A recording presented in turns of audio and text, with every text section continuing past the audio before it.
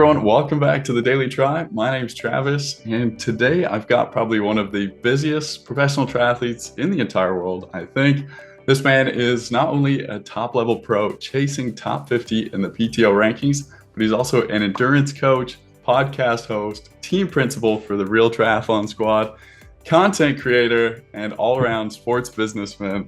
You might know him from his hilarious alter ego, Race Chad. And I'm super stoked to talk with Nick Chase today. Welcome, Nick. Thanks for joining me. Yeah, thanks. It's not too often I actually get asked to be on these things, so I appreciate you looking out for me. Hey, no problem. I've been following you for a while, and this is the first time I've ever chatted with you other than a couple times on Instagram. And to me, you're someone fascinating. You kind of do everything, and you're in every facet of the sport. And so I think people can learn a lot from you. Okay, so first off, I always ask my guests, tell us about your background, how you got into the sport, and what you're up to now. Yeah, it's not too, maybe it is a unique story. I think probably is. We forget how cool we are, right? Until we start talking about ourselves. And I don't get a chance to do it often, so thanks. My triathlon career didn't start with any young kid stories going, my dad driving me for hours to go so I can swim practice. No, I didn't have any of that shit. I basically worked through high school, didn't play any sports, and then joined the Air Force, I think when I was 19. And through the Air Force, found a light affinity for marathoning. Like I did the Air Force Marathon twice, and I didn't train. So it was like 4 hours, sub 4 barely. And then I had a boss when I was in MacDill Air Force Base. I might have been around 24 years old. His name was Trav, and he would go out on these sick rides every day. I have a sweet Cannondale slice. He'd be all kitted up. And after a while, I was friends with him too. I was like, what is all this about? And I had happened to have traded some of my old kiteboarding gear. I was like a kind of an amateur kiteboarder in Florida, which was the best place to do it. And I had this old 2001 Cannondale slice, and it was just, I had no clue. Not fitted, just rode it one time with them. Couldn't feel my package for like, I don't know, a full week. It was like numb, terrible. I was nervous. So after that one ride, I was like, I can train anywhere, because kiteboarding was my drive to that point. And then I was like, but kiteboarding, once I moved to MacDill Air Force Base, was a bit tough to do because I had to drive more. When I lived in the Panhandle, I could just do it anywhere. I lived right on the beach. So then, holy crap, I've found something I can do all the time. It checks a box. It's a lifestyle. There's cool people. I can travel.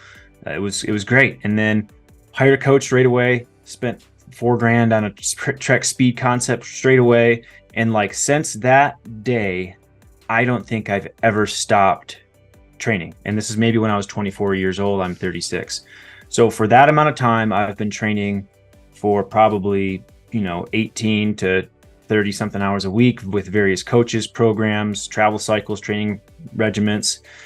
Within the first 2 years of my amateur career, I think it was probably easy back in the day to qualify for your elite license through like a Rev 3 race. So then I waited a year, took it, and continuously just lived that dream. The last bit of my Air Force career, I was on the Air Force triathlon team, made a lot of good friends whom I still have. Brad Williams was one of them, and now he since been a pro and then transitioned into managing a lot of precision hydration stuff with that company. So that's kind of how like I've been part of the sport for so long, is just networking, like never always results or networking. And it's always been a mix of everything. So that's kind of how my career started. Wow. What an awesome story. That's really cool. 24 years old is kind of a late time to get into it, especially nowadays. I feel like not many could start at 24 and make it to your level. So that's pretty and I was a power lifter. Like I was a bulky mofo. There's pictures of me running from my first triathlons in like Fort DeSoto and Tampa Bay area in Florida. And I just look like some behemoth, like Quadzilla out there. So honestly, like if you've got those, send those to me. Math. Yeah, I've got a couple of those I could share, but I wanted to lose muscle mass, and it took me like 4 or 5 years to finally lean out to where I wasn't so heavy. Wow, that's crazy. How cool. Yeah. All right, so you've kicked off your season. You've got an awesome series going on right now, chasing top 50. Tell us about these first couple of races and the one that you missed. That's a good story that I think people should hear. Yeah, chasing top 50 was something I was like, I'm a video creator. I've got all the stuff to do it, and I've got good friends and other creators who can help me get it. Some good content, and that's kind of where the industry's going. If you can't show the story and on a regular basis, people just don't give a shit. You've got to do more. You've got to be a pro athlete, marketing person, an agent, a business financier, and you've also got to be good on speaking. So I can do all that. So chasing top 50, I was pretty much in there, like almost there. And then 2019, 2020, and then like a lot happened for me. I'm not even going to blame COVID. Fuck that. COVID was not the reason why I slipped in the rankings. I had gotten a divorce, which was fine. It wasn't stressful. We like just high-fived and peaced out. And then I got remarried not long afterwards. And two step kids, instant family, a lot of life negotiations, moving. I kind of reprioritized my intensity with building this team. So chasing top 50 is a way for me to be like, all right, I need to start taking this more seriously. I'm going to tell a story about what I'm doing, because the top pro guys, the Sam Longs, the Lionels, they've got that covered. They've got like the full-time pro life covered. But what about the guys who are trying to do a little bit more and maybe a little bit differently? Maybe not the tip of the spear in terms of competition, but I think the tip of the spear in terms of innovating, adding more to the sport, and doing kind of a little bit of everything. So that's chasing top 50. And then this year, my first few races, kind of a mixed bag of emotions. I decided, I was with James Loring, who was out of Canada, Jackson Laundry's coach. I started with him in 2019 when I moved to Utah. Saw really good results. It was awesome. And then over time, I was getting older. I probably couldn't train to that level. I also was like, what is all this blood lactate stuff? So I chose another coach this year, Robbie Deckard. We started January. He's a fellow friend, pro triathlete, a bit of an unproven coach for pretty much everyone's like, why would you go with somebody who's not really taking anyone anywhere? And I'm like, well, I've always had coaches who have already had somebody who's really good. And I've always felt like I fall into that blueprint rather than kind of being trained the way my weaknesses have been holding me back. I've always been like, well, you're strong at the bike and you're a good swimmer, so let's trash it. And then my run area has never really improved to that 113, 110 area. So that was when I was like, well, let's try a different approach. Let's commit to it. That's translated into some holes in my training program because a little naivety, a little bit of me having to kind of put my foot down a little bit with Robbie to say, I know you have the science, but I don't want to hide the science anymore. I want to focus on my needs, what I know I need, because I'm an old guy now in relativity to the sport. I'm not old, okay? There's guys who are 42 and I'm 36, okay? I get it. But Jackson and all the team call me old, so that's what I've just like, I've been brainwashed. So I missed my first race in Peru because I was like, hey, I forgot my wallet.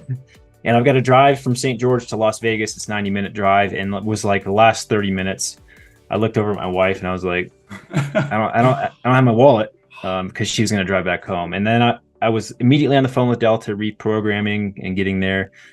But I was like not feeling it. I was like, I'm going to end up arriving 24 to 40 hours later, depending on the flight. And way less rest, way more hustling, 15-hour travel there and back. And then St. George, which was my hometown race, not too long afterwards. I'm like, why don't we just say F it and go straight into St. George with all the fitness and stuff? So we did that. St. George kicked off. I knew my bike was no longer my weapon. I didn't know it. I just kind of had a suspicion. So the bike just kicked my ass and my swim opening speed was not there. So went a little lactic. VMOs on the bike after all the climbing and attacking and trying to keep in contention. That was good. And then the run obviously suffered because my legs were trashed. The next week raced 70.3 Gulf Coast. And that was great. Like Jackson convinced me, he was like, well, you might as well just come to Gulf Coast. And I had already signed up and he had everything booked. So went there, got some content for him too and for the team. So it was a bit of a win-win. And swam really well compared to how I think I should swim. I've always been amazing in the pool, but open water, I've just lacked some of the tactics. But if you give me some open water and some chop, I can do well. I love swimming in some ocean swells, man. And so came off the bike in okay position, still lacked that last 30-minute power, was pretty toast. Ran okay. Would have liked to have done better than 8th, but fuck it. That's where I am right now. And yeah, what's next? I think that sums up the question. Yeah, you nailed it. That was perfect. Yep. So what is next on your schedule? I'm currently in Park City, Utah, staying with a really good friend, left family back in St. George. My wife's coming up. It's only 4 hours away, so she's coming up this weekend. Get to hang out with some good people. Really good energy here in Salt Lake City, Park City area. A lot of good friends that I've maintained over the years. When I had my best races, when I was third in Chattanooga, I was up here for like 6 weeks before that race. Not that I mean, my blood data doesn't always show that altitude is what I need, because I do typically have like a higher red blood cell count, like consistently forever. Like it's always in the 46 to 48 range. So altitude training doesn't do me a whole lot. Like some athletes are in the low 40s, and it does do a lot for them. And I've lived in altitude tents. It never really responded well. So that's why I'm here getting ready. It's amazing right now. The weather's so good. Next Mont Tremblant 70.3 in I think 2.5 weeks, maybe 3 weeks. So that's the race. I think I was fifth last year. Had a really great run, solid bike, and I think I can do that again. We'll have I think we'll have like 5 of Real Tri Squad teammates there too. So really looking forward to that event. Oh, that's amazing. Sounds good. Well, next question then. The first question to kick it off is, how are you training specifically to get to, that podium that you had in 2019 at Chattanooga? How are you trying to get back to there, and how are you training to do that? I know like there's a lot of, I don't know what's going on. Like everyone's talking self-coaching is the way to go. What's going, like I see this shit all over. It's like one athlete does it and does well. Like obviously Sam's having a ripper year and he's being self-coached. So now everyone's talking about, should we all be self-coaching ourselves? But that's not what I'm necessarily doing. I'm just getting more involved in the daily or the weekly planning and being like, look, dude, I know you've got what you want me to do, but I know I need X by 800s on the track. I know I need this many hill reps. I know I need this much time at threshold on the bike. And I know I need to swim with this group to really kick my ass back into swim start speed. So we can still do some testing. We can still figure it all out. But what I'm doing now is getting back to what I know I've always thrived in, but also being very aware that there's still some unknowns. And the reason why I got with Robbie to begin with was because there's some stuff I need to do differently. So mixing it all together. And the fortunate part about me is I've trained around enough world champion contenders in my years. And I've been fortunate to go to other countries and see all these different walks of life who've been there, done that. So I as a coach, I have a really strong intuition of what my athletes need, who I coach, but also what has worked for me now. And I feel like I trust myself to really lay it on the line. So that's what I'm doing differently now. The nutrition's good. The altitude's really good. Recovery's fine. I've been tracking it with whatever means I can. There's all kinds of ways to do it right. And there's, in my opinion, for me, there's very little ways to do it wrong. So I think that's what we're sticking with. All right. That leads me into what I was going to have for the third question, but I'm going to ask you it now. What was the biggest thing? So I asked Trevor and Simon, they're relatively young, my last two guests, what's been the biggest game changer for them? But I feel like for you, it's more interesting because you've had a long career. And I could ask you, what is the biggest thing? What's the biggest click moment that you had in all those years of training where it took you to the next level? Yeah, it's a bit of a interesting question because it's hard for me to relate that. I've never had like, wow, I'm always in contention to win. I've always been in contention for a top 5 more than anything. Yeah. And I know that for me, things that I've kind of leaned into to know that I can keep continuing to perform at that level, it's probably just my duration and intensity with bike workouts, and then being very confident in running probably 10 to 15% over race pace for a lot of K reps or 800 meter reps. So those are two like make sure workouts that I didn't do before this race series, or this 2 races I did, that I'm like, I know I need these. So those game changing workouts for me are always like mental focus. I mean, the fitness aspect and the science is one thing, but for me, I've always been more of like a sports psychology type of, what does it mean to feel these ways during training? So you can not necessarily be a hero in training and kind of leave it all out there, but I need to know for sure, like I can do these a little bit over these paces for at least repeated duration with rest during training. So I know it's going to happen during racing. So that's kind of the biggest nuggets I always get. And now I'm going to go back to those roots to know that I'm going to be a contender on the run. I've always struggled to really bring it back on the run and not, I mean, if I can not lose positions off the bike and hold a fifth or a fourth or something like that, that's my goal. It's always been my goal. And it used to be even worse. Like when I first started, it was like, well, I came off the bike in third or fourth, or I led off the bike and then everyone passed me and I finished eighth. Like, so it's gotten much better, but I don't have a run background. I didn't have any of that cross country crap. I mean, not crap. It was awesome. I didn't have any of that awesome stimulus as a kid. So my athletic age is still, I would say, half of my actual age. Following on from that, so you talked a bit about the mentality that those workouts give you. How has your mental toughness and focus improved or changed throughout the years? Man, I had the fortunate opportunity to train with a gal named Leslie Patterson, in this tight little petite Scottish chick who was like I can't remember how many times Xterra world champion she was, but I'd go out to San Diego, and I'm telling you what, some of the shit we did, just her and I, we'd live out of a car all day long because we'd get up at 4:40, pack a cooler with a bunch of snacks and meals. We'd go to a 5:30 a.m. double master session. So I'd swim maybe 6 to 7K, and then we'd go climb Mount Palomar for 4.5 to 5 hours, maybe 2 or 3 times up Palomar Mountain in San Diego. And then we'd do Nate Harrison, which is the dirt road that goes up to Palomar Mountain. We'd do hill reps on that for like 90 minutes. And then we'd go back to the pool and swim for like another K or 2 for drills and flush out. And then we'd hit the gym.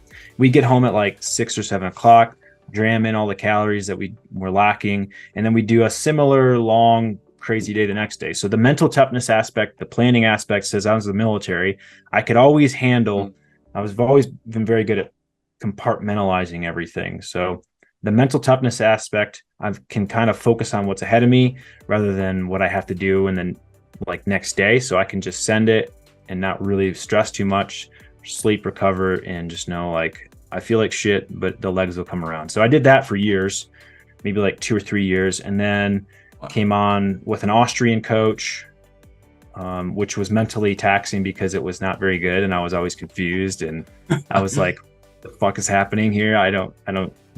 You're charging me how much for this after 2 years, by the way?" Like, anyways, I've learned a lot from what I don't want to be. Gotcha. And in bad experiences. So that's kind of the mental toughness aspect and being very resilient, and especially like being in the Air Force and going to, war zone. That's been another level of complexity to my life that a lot of pro athletes don't have. So I guess when everyone gets bent out of shape, like, man, I wasn't on the podium or I didn't do that well, I'm like, fuck it. I'm just happy to be like racing with this lifestyle. The journey is my favorite part. Oh, that's so cool. And that, again, it links to a couple of questions there I've got for you. One later on, but the one now is, I think you answered it a little bit there, is how do you balance everything? Back to what I said in the intro, you're doing so much right now. How do you balance it?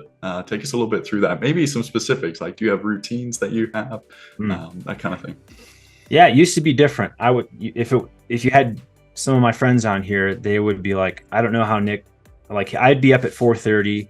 I would edit a video or two, I'd have coffee, and then we would go train, and then I would get home, I'd talk to my athletes that I coach, and then I would do a little recovery, then we do another session, and then I'd cook dinner, and then I would maybe edit a little bit more before I went to bed and plan the next day. So I think balance has probably been a big problem if I was really trying to be a good athlete. I think balance in terms of trying to enjoy life, be creative, build a team, have good friends, and also financially support this lifestyle that, that's really, I've said this before, but I'm probably one of the more successful pros financially who just hasn't had a successful top 10 career. I think that diversifying has been the way I've done it, and being really available to my athletes. And I usually coach between 25 to 30, some maybe low 30 in the athlete range, but I'm like a full concierge level coach. I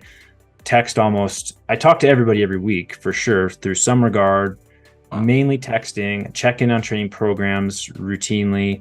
But I've just always been able to do, like, think about athletes who kind of get overwhelmed by thinking of tasks that they have to do throughout the day. I never get overwhelmed if I have a lot to do. I just simply take the emotion out of it and I focus on one at a time.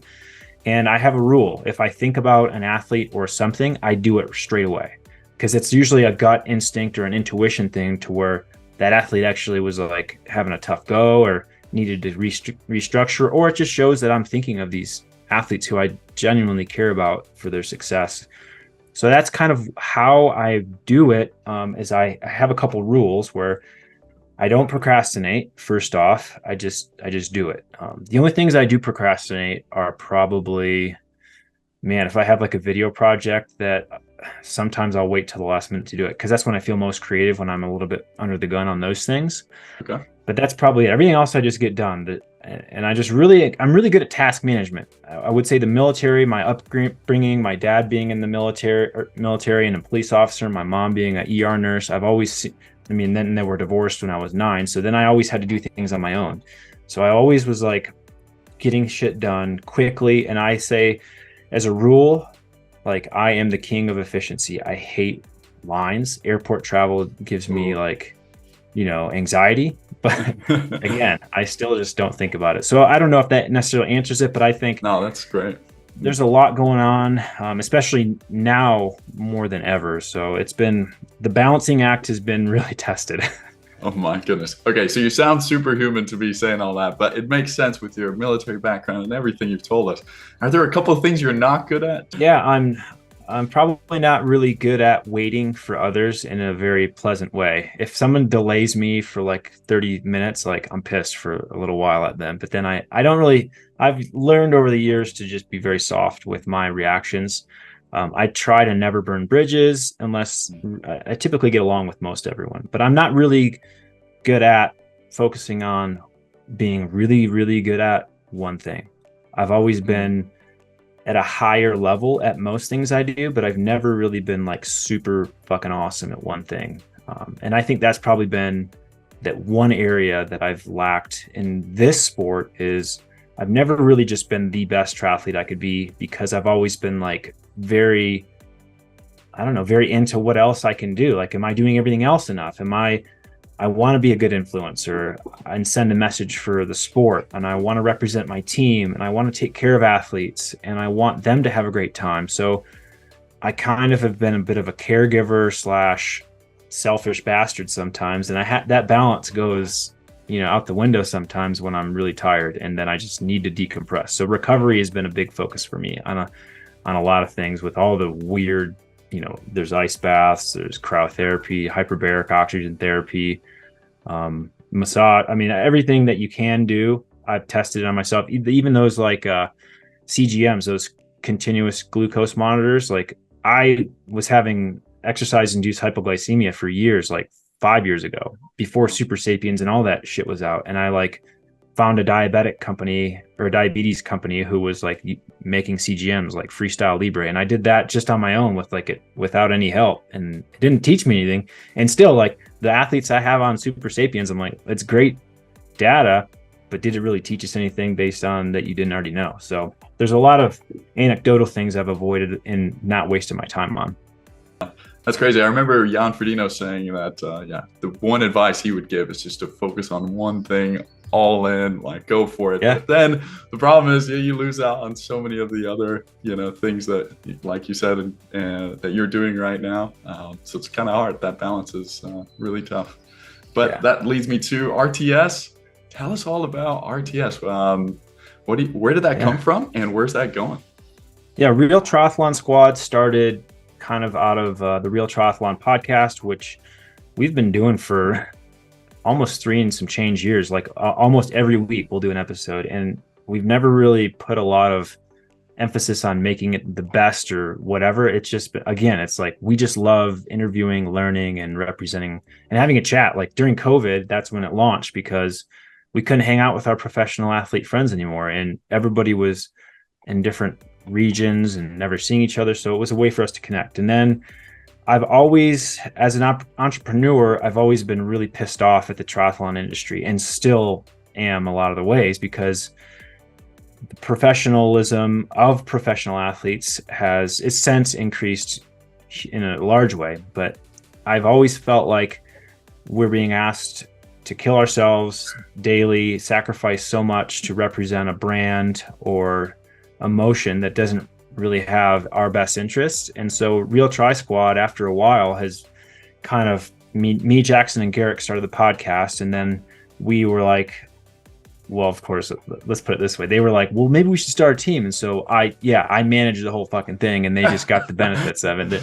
So then I used all the networks, all the partnerships, all the partners and companies I've built over the years to be like, hey, let's do something different. Rather than pro athletes having to go out, beg, borrow, and steal with zero developmental help. Like once you sign your pro athlete agreement or your elite license agreement, no one is like, all right, here's what's next. You're just like, all right, go compete against Jan Frodeno. And that's what I had to do.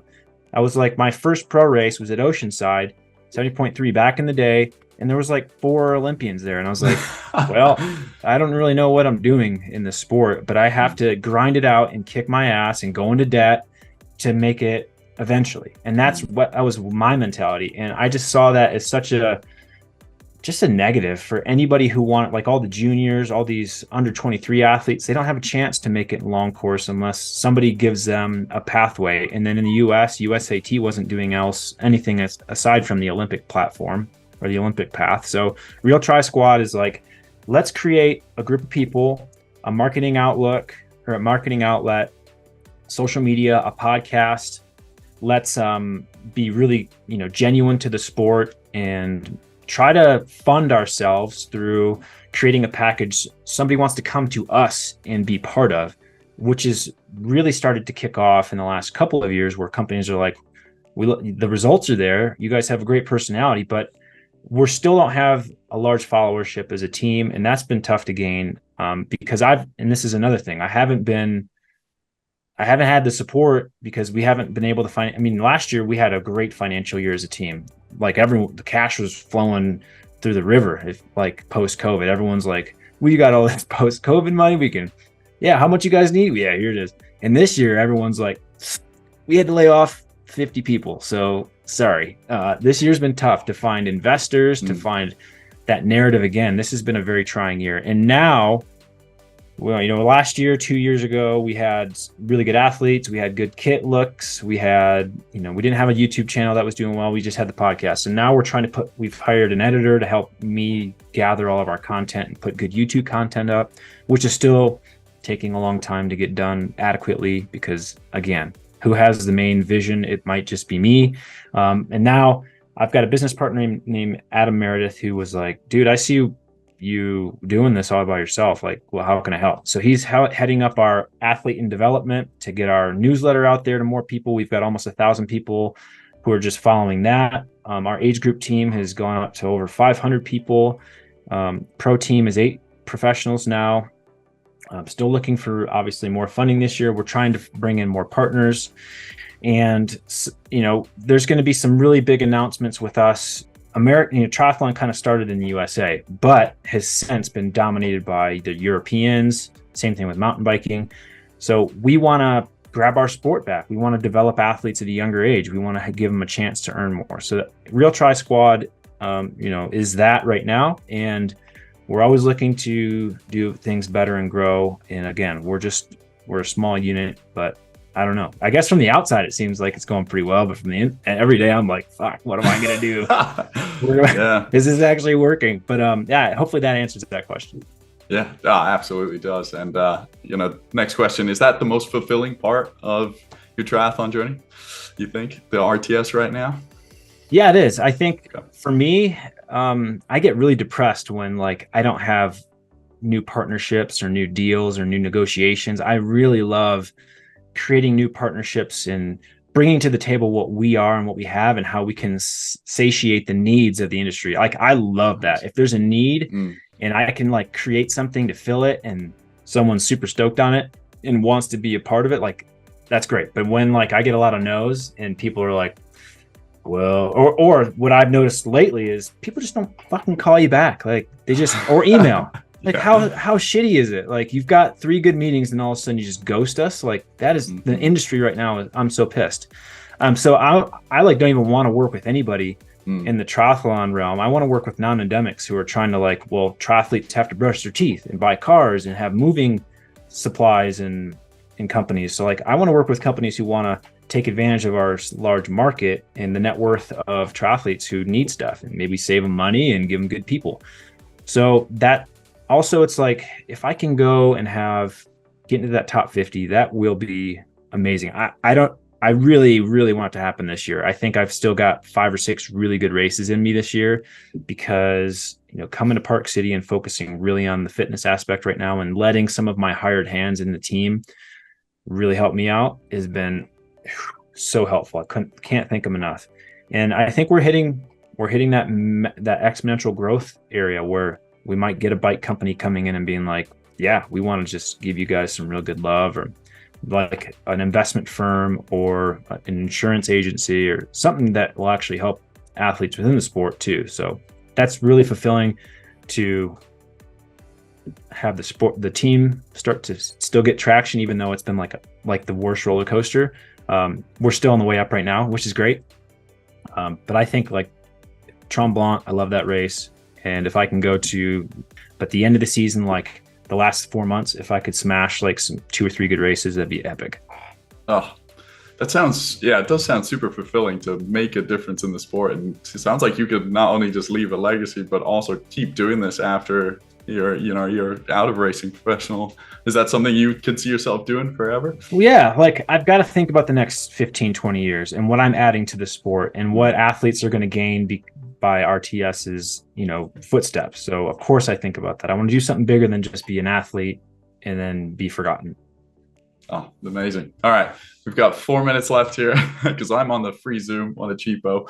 But all right, hot question. Here we go. Let's see. That one I know you talk about forever, and I do want to hear this from you. So I've got to have you on another time, maybe just to talk about that question. But who do you think is the best middle distance athlete? That's where you primarily focus. And who do you think is going to win 70.3 World? Male and female. I'll go for both that. For male side, it's tough because I'll start with females. I think for females, for sure, I think Tamara Jewett is going to be such a force to be reckoned with. She's still getting faster on the bike, and right now she doesn't need to do anything on the run. So if she can stay in that contention with Lucy and Paula, Ash, Annie and Laura Phillip, she's just, even the Europeans are going to be scared of Tamara. And then for the men, it's really quite tough. Like I don't really have a lot. It's so weird. I don't have a lot of personal emotional connection with like the Norwegians. I've never really got to talk with them much as people, so I don't really find that they're like my guys that I really want to get behind. I'm sure they're amazing people. I just haven't had the opportunity. So Blumenfeld and Gustav, I don't know if they're going to always be the best middle distance, but for what Sam Long has done this opening 3 races, I hope that he has a chance to go against the best European athletes in the world. So maybe I'm trying to rack my brain around other guys who are just, Jason West, obviously. So between those 2 guys and then maybe Jackson Laundry's in there. So I'll give you 3 because I just can't pick them in. I can't pick them on one person. That's fair. Yeah, good one. All right. Well, thank you so much, Nick. That's all the questions I've got time for with you today. But super stoked to talk to you. Everybody following along, please head over, follow Nick on this journey to top 50. And he creates some really good content. So it's well worth a follow on Instagram, the Real Triathlon Squad podcast, as well as their YouTube channel. And Nick, is there anything you'd like to say to the fans watching to close us out? Yeah, all the support. Randomly, I'll even get people coming up and be like, "Oh, Race Chat, have a great race!" Like just the funness, the intensity. Some people are, when I post pictures of me eating junk food or drinking a little alcohol, sometimes they're like, "I love seeing normal people do it," and I don't know why I've had the best abs in triathlon. It's a genetic gift, but trust me, that's all it is. I don't even do a lot of core work, but it's probably a good thing that you don't have a longer time frame because I could keep talking. But anyways, thank you Thank you for always supporting this sport, our team, and guys like you who are trying to also get the message out there about what's happening. Like, working together and collaborating is the only way this is going to work. So, dude, you are awesome for inviting me on the show. Thank you so much. Thanks, Nick. Appreciate it. We'll talk to you later. Yep. Peace out.